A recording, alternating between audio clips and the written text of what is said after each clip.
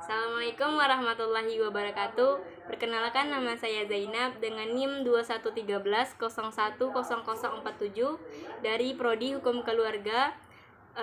Dalam kesempatan ini saya akan menerangkan 3 materi yang berkaitan dengan mata kuliah pengantar hukum keluarga Islam, yang mana dosen pengampunya adalah Bapak Aidil Aulia SHI MH.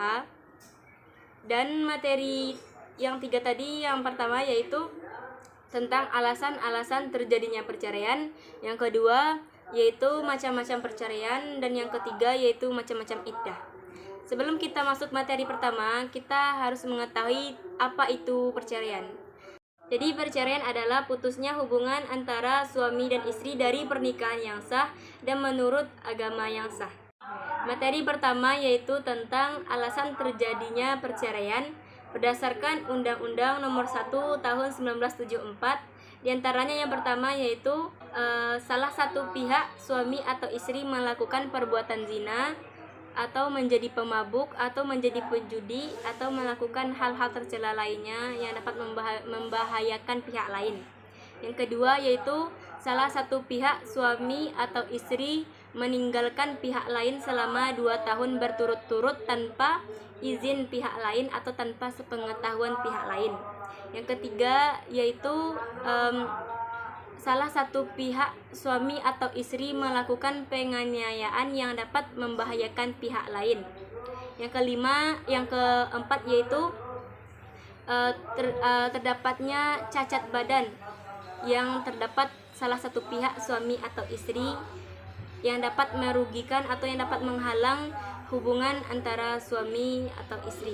Yang kelima yaitu antara suami dan istri terjadinya perselisihan dan pertengkaran yang tidak dapat lagi untuk kembali menjadi keluarga yang rukun dalam rumah tangga.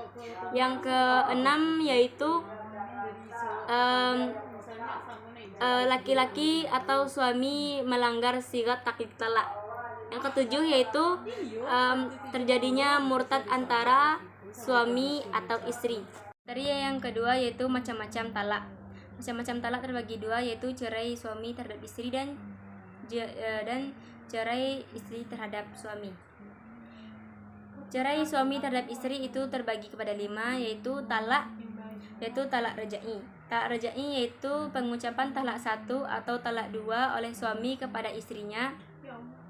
Suami boleh rujuk kepada istrinya ketika dalam masa iddah, namun suami tidak boleh rujuk ketika masa iddah istrinya telah habis, kecuali dengan akad nikah yang baru. Itu terdapat dalam surah Al-Baqarah ayat 229.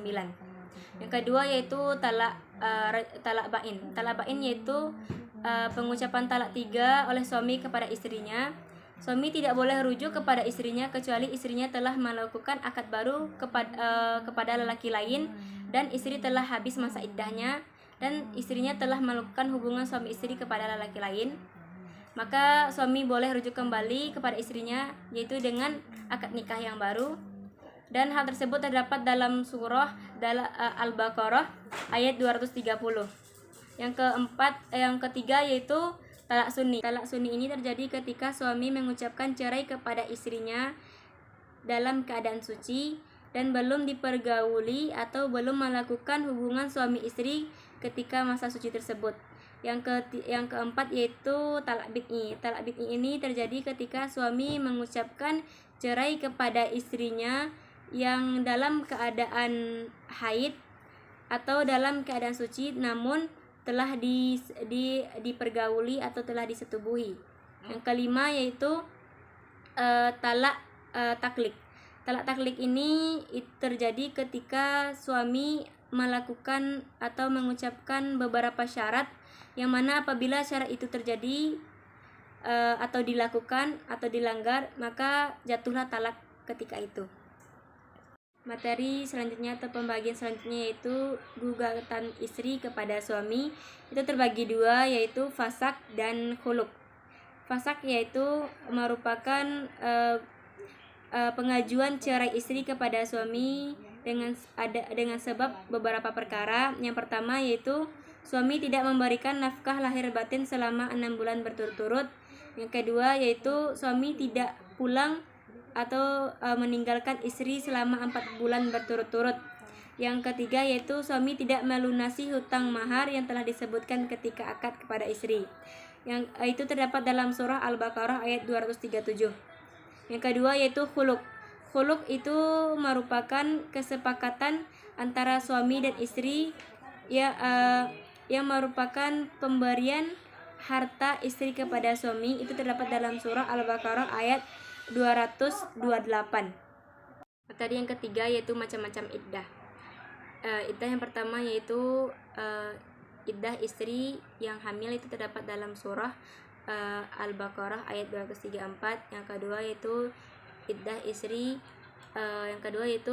istri yang haidnya masih aktif. Yang ketiga yaitu iddah istri yang sudah tidak haid atau menopause atau yang belum pernah haid. Yang keempat yaitu iddah istri yang ditinggal mati oleh suaminya. Yang kelima yaitu iddah istri yang ditinggal cerai oleh suaminya. Dan yang keenam yaitu iddah istri yang ditinggal tanpa kabar oleh suaminya. Mungkin hanya itu dari video presentasi saya. Kurang lebihnya mohon dimaafkan. Assalamualaikum warahmatullahi wabarakatuh.